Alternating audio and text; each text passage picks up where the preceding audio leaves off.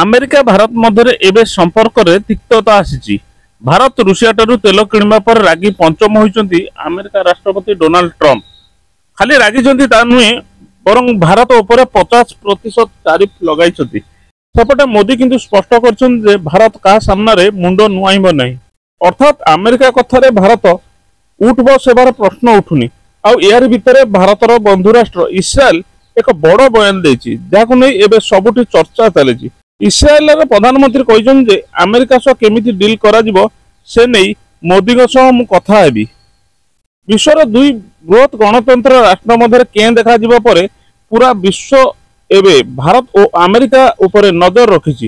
ଏହାରି ଭିତରେ ଇସ୍ରାଏଲର ପ୍ରଧାନମନ୍ତ୍ରୀ ବେଞ୍ଜାମିନ୍ ନେତାନ୍ୟାହୁ ଦୁଇ ଗୁରୁତ୍ୱପୂର୍ଣ୍ଣ ବୟାନ ଦେଇଛନ୍ତି, ଯାହା ଭାରତୀୟ ଏବଂ ଆନ୍ତର୍ଜାତୀୟ ରାଜନୀତିରେ ଚର୍ଚ୍ଚାର ବିଷୟ ପାଲଟିଛି।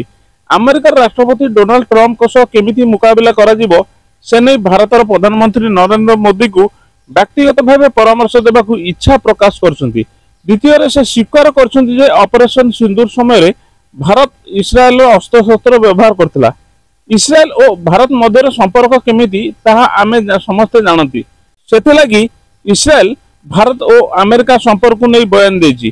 ପ୍ରଧାନମନ୍ତ୍ରୀ କହିଛନ୍ତି ଯେ ପ୍ରଧାନମନ୍ତ୍ରୀ ମୋଦି ଓ ଡୋନାଲ୍ଡ ଟ୍ରମ୍ପ ଉଭୟ ତାଙ୍କର ଉତ୍ତମ ବନ୍ଧୁ।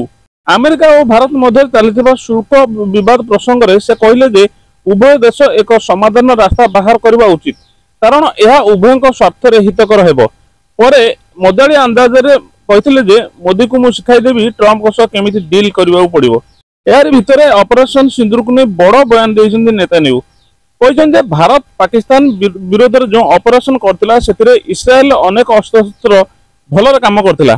ଆମେ ଅସ୍ତ୍ରଶସ୍ତ୍ର ତିଆରି କରିଛୁ ଯୁଦ୍ଧରେ କାମ କରିବାକୁ, ଷ୍ଟୋର କରି ରଖିବାକୁ ନୁହେଁ। ଏଠାରେ ସ୍ପଷ୍ଟ ଭାବରେ କହି ରଖୁଛୁ କି ଗତ ଦଶନ୍ଧି ମଧ୍ୟରେ ଭାରତ ଇସ୍ରାଏଲ ଠାରୁ ପ୍ରାୟ $2.9 ବିଲିୟନ ସାମରିକ ଉପକରଣ ଆମଦାନୀ କରିଛି, ଯେଉଁଥିରେ ରାଡାର, ଡ୍ରୋନ୍ ଏବଂ କ୍ଷେପଣାସ୍ତ୍ର ସାମିଲ ରହିଛି। ଏହା ଇସ୍ରାଏଲକୁ ରୁଷ, ଫ୍ରାନ୍ସ ଓ ଆମେରିକା ଉପରେ ଭାରତର ଚତୁର୍ଥ ବୃହତ୍ତମ ଅସ୍ତ୍ର ଯୋଗାଣକାରୀ ଦେଶ ଭାବରେ ପ୍ରତିଷ୍ଠିତ କରିଛି।